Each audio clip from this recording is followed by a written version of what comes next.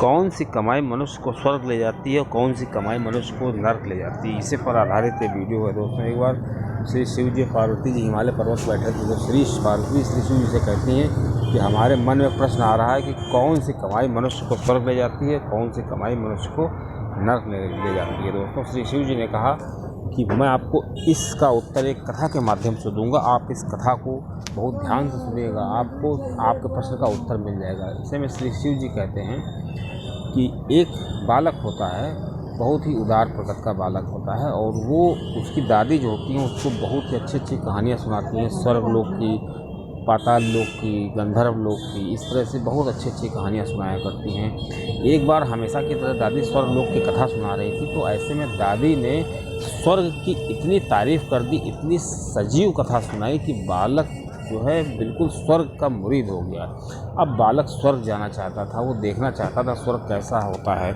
बालक दादी से जिद करने लगा कि मुझे स्वर्ग देखना है। दादी ने बहुत मना किया कि वहाँ पे ऐसे नहीं जाते हैं, वहाँ जाने के लिए एक सिस्टम होता है, वहाँ पे जाने के लिए मनुष्य मरने के बाद जाता है, जब उसका जीवन ख़त्म हो जाता है। लेकिन बालक इस चीज़ को नहीं समझ रहा था, वो कह रहा था नहीं मैं तो स्वर्ग जाऊँगा, मुझे स्वर्ग जाना है, बहुत जिद करने लगा।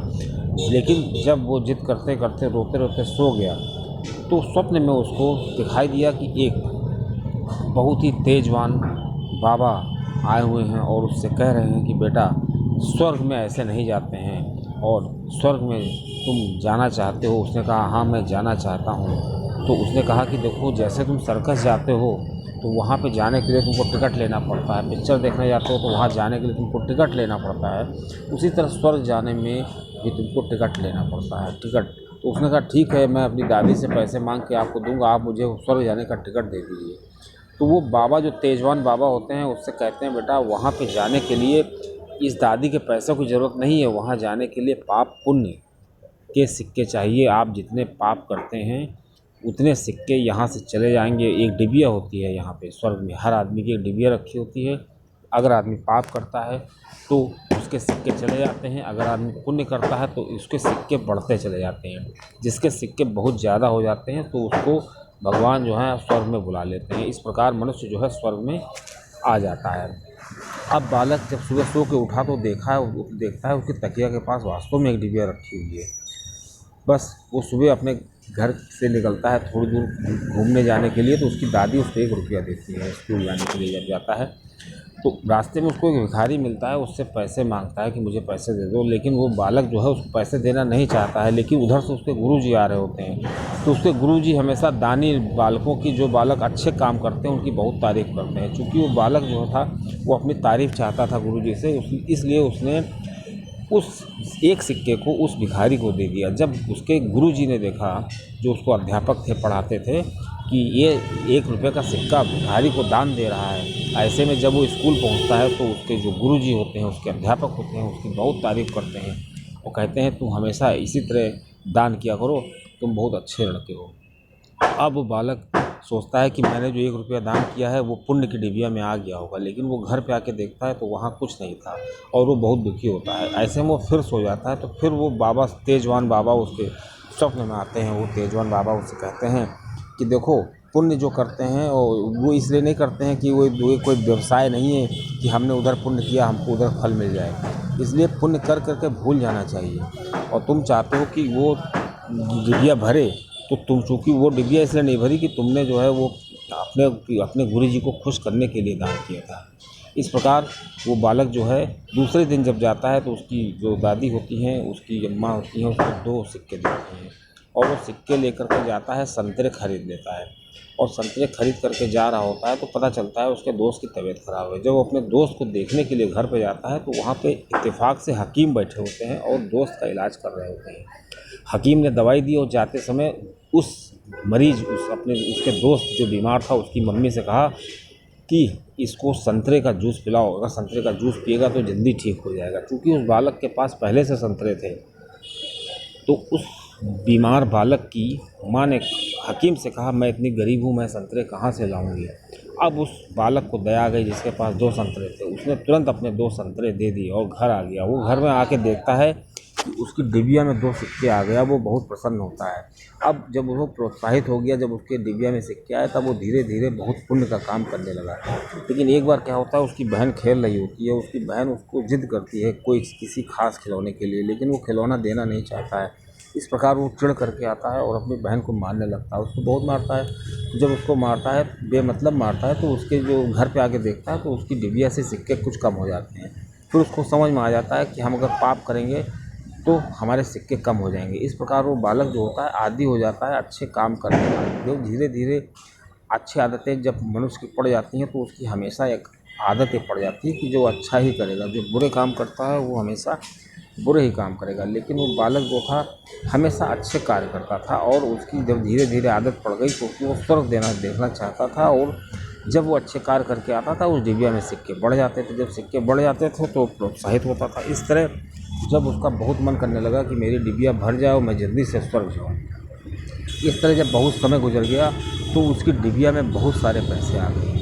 अब एक दिन क्या हुआ कि उसने सोचा कि हो सकता है मैं इतने सिक्कों से स्वर्ग जाऊँ, इसलिए वो अपनी इस डिबिया को लेकर के बाग की तरफ जा रहा था। वहाँ देखता है तो एक तपस्वी बाबा बैठे होते हैं और उससे कहते हैं कि वो बहुत ही रो रहे होते हैं। तो वो पूछता है आप क्यों रो रहे हैं? तो उस बाबा ने कहा, जो वहाँ बैठा होता है बाग में, उसने कहा बेटा क्या करूँ, मैंने अभी तक अच्छे पुण्य काम कर करके बहुत से पैसे, बहुत से सिक्के इकट्ठा किए थे, मेरे पास एक डिबिया थी, अब वो डिबिया कहीं खो गई है। मैं नदी में नहाने गया था, वो डिबिया कहीं खो गई, अब मैं क्या करूँ?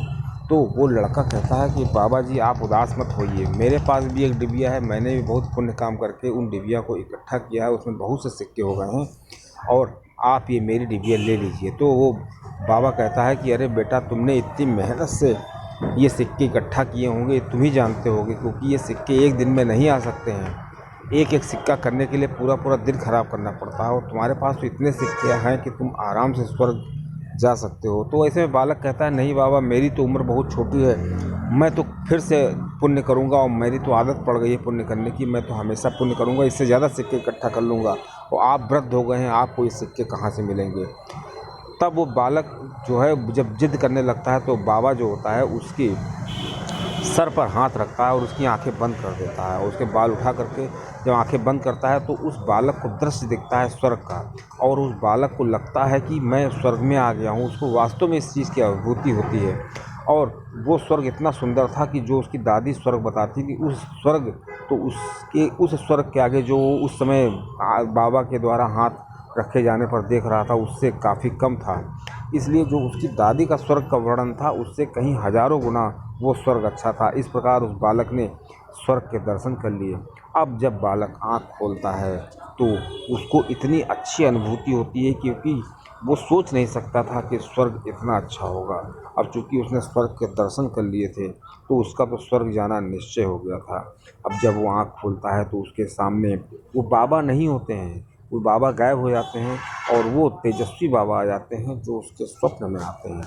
और वो तेजस्वी बाबा उससे कहते हैं कि हे बालक, तुम स्वर्ग का दर्शन कर चुके हो, तुमने देखा कि तुमने जो अच्छे कार्य किए थे, डिबिया में जो पैसा इकट्ठा किया था उससे तुमने स्वर्ग के दर्शन कर लिए हैं, और तुमने सबसे अच्छा कार्य ये किया कि अपने बिल्कुल लालच में ना करके जो तुमने ज़िंदगी भर पैसे इकट्ठे किए वो सारे पैसे तुम एक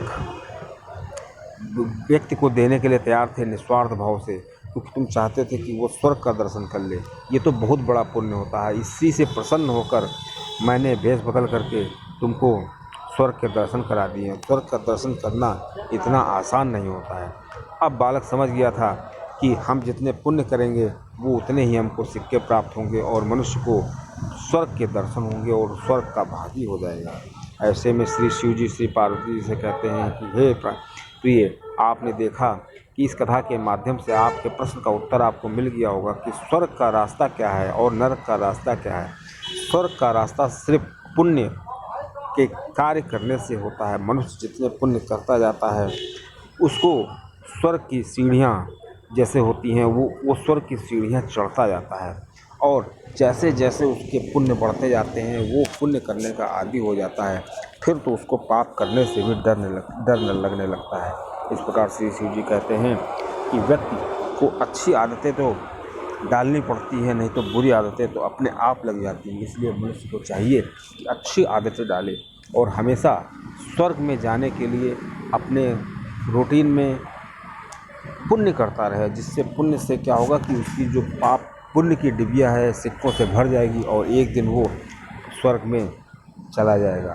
दोस्तों, इस प्रकार श्री शिव जी कहते हैं कि जो व्यक्ति पाप करते हैं ठीक उल्टे वो नरक के भागी इसलिए होते हैं क्योंकि स्वर्ग में जो डिबिया रखी होती है, स्वर्ग में जो उनका पुण्य होता है वो धीरे धीरे कम हो जाता है। जब स्वर्ग का पुण्य क्षीण हो जाता है तब तो उनका नर्क में जाना तय है, और जब वो नर्क में जाते हैं तो उनको 84 लाख योनियों में भी भटकना पड़ता है। इस प्रकार व्यक्ति अगर अपनी अच्छी आदत डाल ले स्वर्ग में जाने के लिए, वो शुरू से ही अच्छे कार्य करे और जो भी कार्य करे वो लोकप्रिय हो। दोस्तों, जानकारी अच्छी लगी हो तो आप चैनल सब्सक्राइब